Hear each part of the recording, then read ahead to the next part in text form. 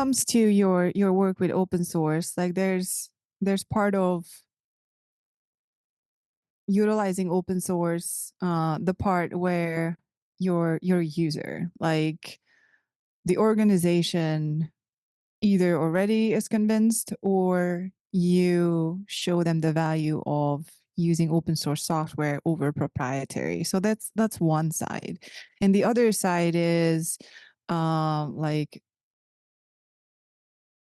being a user is kind of risky in business terms if you're just using open source software. So you need to invest in that piece of software and the project, and that investment is usually time investment and working upstream. In your professional journey, um, do you have experience with both sides? I mean, introducing open source software into the supply chain and also introducing the part of investment and working upstream. Yeah, maybe it's probably not in the traditional sense of maybe other guests that you've had on. At Defense Unicorns, this isn't a problem. That's why I keep going back to my government stuff, because our founders, I'm not one of them, but I followed them around from both of these organizations.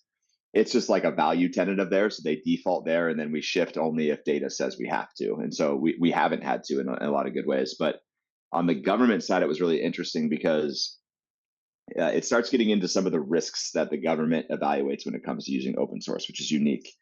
Um, and it's usually around security. There is just really a culture of, I get why there's a lot of good reasons there's extremely risk aversion, especially for certain very, very critical missions that go on. But that kind of permeates to all decisions when it doesn't necessarily need to, right? There's a time and place for it, and there's a time and place that it doesn't make sense. And so trying to introduce open source, a lot of what you get, the first question you get is like, how do I know it's secure?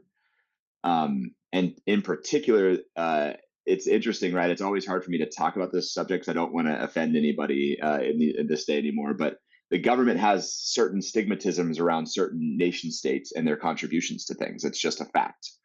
And that I'm not trying to say any bias or stereotypes for myself, but the government will ask you, does country X, Y, or Z on this list contribute or is a core contributor or a maintainer or even an owner of the company that is the maintainer? And you get those questions and you have to answer them. The thing I appreciate about open source, and I think people fail to understand who don't come in this from the software community, is the good thing about open source is all that information at a minimum is available to you, right? Like you can figure it out yourself. And what people fail to realize that they kind of get fixated on open source and they forget like it's an analysis of open source compared to closed source or private software, right? Private software, yeah, maybe the company's telling you X, Y, or Z, but you have no evidence, right? Like it's all circumstantial. And so that was the part that always frustrated me. I was like, I as a user or investigator, decision maker, I can at least see the data on one side. The other side, I'm just being told what to believe. And that was always frustrating for me because, you hit the security wall as the first burden you hit, and it's like you gotta evaluate the whole set of options, not just fixate on one and why one is assumed to not be good enough, right? You have to compare the two to have a relative analysis to make a decision. And that was extremely frustrating for me, right? And I think I'm lucky now that I followed a bunch of like-minded people who believe in this community, so it's very, very different now. But a lot of our customers are still those same people, that the tribe that I came from.